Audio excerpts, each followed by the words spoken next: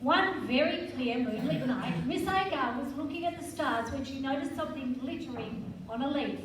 Upon closer inspection, she noticed that it was a tiny little egg. Being an avid scientist, Miss Agar decided to take the leaf and put it in a cage in her science room so that she could see what would hatch from this tiny egg. Keen to share her discovery with the children, each class was given the opportunity to observe it and then guess what it might be. On Friday afternoon, Miss Agar made sure that the cage was secure before she left for the weekend. But the little caterpillar slowly came from its egg and it wriggled around and discovered the library. It wriggled through a gap in the door, but she was so tired that she went to sleep. And when she awoke in the morning, she found so much food to eat. Books, so many books. The very hungry caterpillar was just about to take a bite out of a book when Mrs. Mitchell opened the door of the library. She couldn't believe her eyes when she saw the caterpillar just about to eat the book. She had to stop this. Books were her pride and joy. Now one of them was going to be eaten. Stop! Stop! Stop! Stop! Oh, caterpillar! Please don't eat books. Books are not for eating. They are for children to read. It helps them learn and grow. Books are not for eating. Come here, little caterpillar. I will read you some books about caterpillars so you know what you should be eating. Mrs. Mitchell started reading, but the little caterpillar was in such a hurry to stop her tummy from rumbling that she did not wait to hear what she should be eating. All she knew was she was starving and she must find something to eat quickly. Off she wriggled out the door and finally, after crawling over the grassy knoll, she arrived at Miss Rogers' classroom where she found one large juicy red apple on the desk. The very hungry caterpillar thought that it looked like food, so she munched and crunched until it was all gone. Oh, she was actually eating That was it. so crunchy, but I'm still hungry. I have to find more food. Even though she was hungry, all the munching and crunching had made her very tired, so she curled up and had a nap. When she awoke, it was Tuesday and her tummy was rumbling. Off she crawled to find more food. She found Miss Treadgold's classroom and saw 2 juicy pears in the basket on the bench, so she decided to see how they tasted. These are delicious. Oh no, they are gone. I wish there was more to eat. They were yummy, even though I'm still hungry. But I'm a little tired. She found a cushion and went to sleep. And when she awoke on Wednesday, she knew she had to find more food. In Mrs. Scritfall's class, she found 3 very strange-looking things in the fridge. They were shiny, furry, and golden brown. But she couldn't wait. It might be food, so she quickly opened her mouth and chomped. These are rather strange. They are quite juicy and easy to munch on. What? I've finished them already. Now I'll have to go and find more food because I'm still hungry. But she was so tired, her eyes closed and she went to sleep. Thursday morning came and she was so excited to see what she could find today. But as she was growing even more, she was even more hungry. So into Miss Lumley's classroom she did crawl. There was a punch of strawberries in Miss Lumley's bag, so she crawled inside and started to chew. Oh, she Kept looking in the bag, but they were all gone. Oh, so sweet and delicious.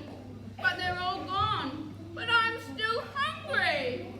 Feeling sad, the caterpillar crawled into a ball, and to took a rather long nap. On Friday morning, she awoke bright and early because she couldn't wait to find more food. She had grown used to eating food. Slowly, she crawled into Miss Ritchie and Mrs. Schwartz's classroom, and she found 5 navel oranges in a paper bag. They smelled delicious. At first, she found the outer layer a little tough, but when she broke through that layer, she could see the juicy flesh. These are so juicy, and I can't find any more. I should have taken my time because they're all gone, and I'm still hungry. She was exhausted and the oranges were all gone, so the very hungry caterpillar went to sleep once more, snoring quietly and dreaming of food. On Saturday morning, when she awoke, the school was very quiet, and she found the canteen. She could not believe her eyes. There was so much food and she did not know where to begin.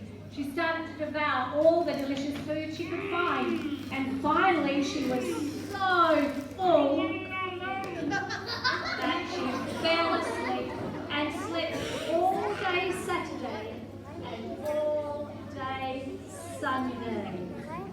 When the canteen ladies arrived on Monday, they found a very sad and rather large caterpillar.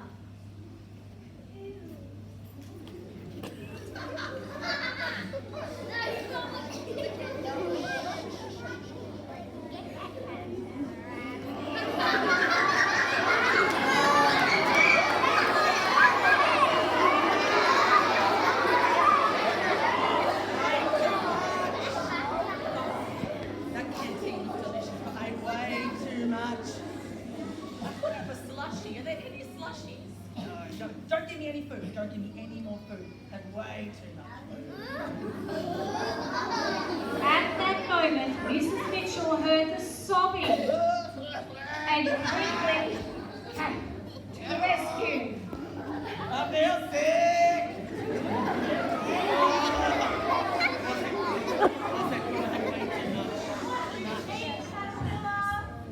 So worth it. You ate too many things. I know. Oh, Caterpillar, you were in such a hurry to start eating. You were in such a hurry to start eating that you didn't wait to hear what food was good for you. Good.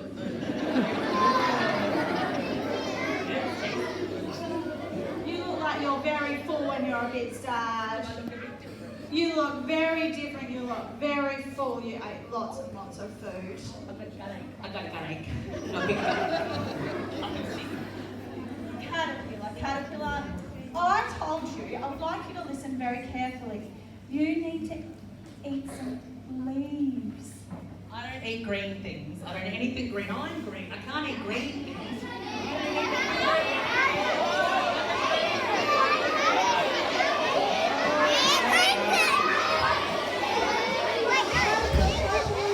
Leaves is what you need to eat, and that's what's going to make you feel better. I'll have a little bite. So Mrs. Mitchell gave the very hungry caterpillar some leaves, and she began to munch those juicy green leaves, and slowly her tummy started to feel better. That's amazing! The very hungry caterpillar was very excited and also thankful. But I feel good.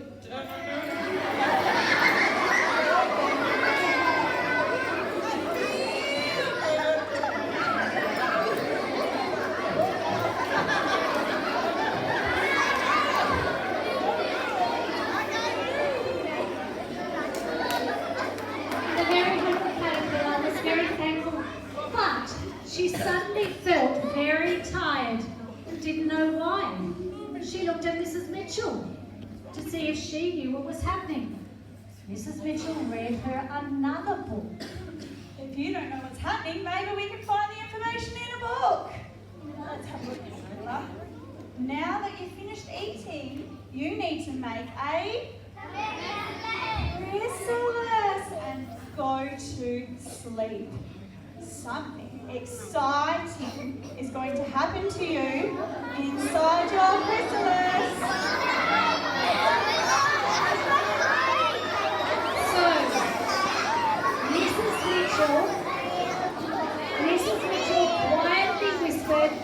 what would happen inside the chrysalis, and the very hungry caterpillar looked excited. When she'd finished spinning her chrysalis, which took a very long time, Miss Aga put it back into the cage so the children could see what would happen. Everyone was excited. After about 2 weeks, the chrysalis began to shake, and a tiny hole could be seen. Slowly the hole got bigger and bigger, and finally out of the chrysalis emerged a beautiful butterfly.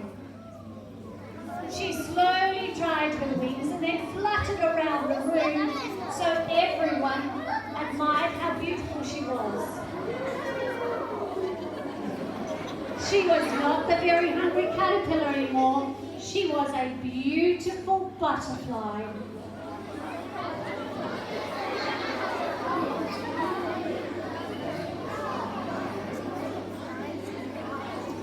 I wish my mum was in there.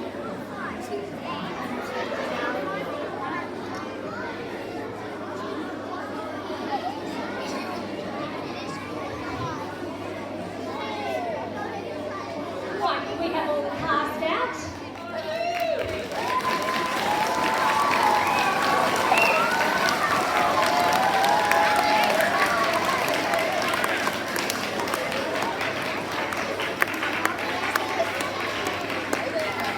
So a big thank you to our staff members for doing this today. And now we have something else that's going to happen.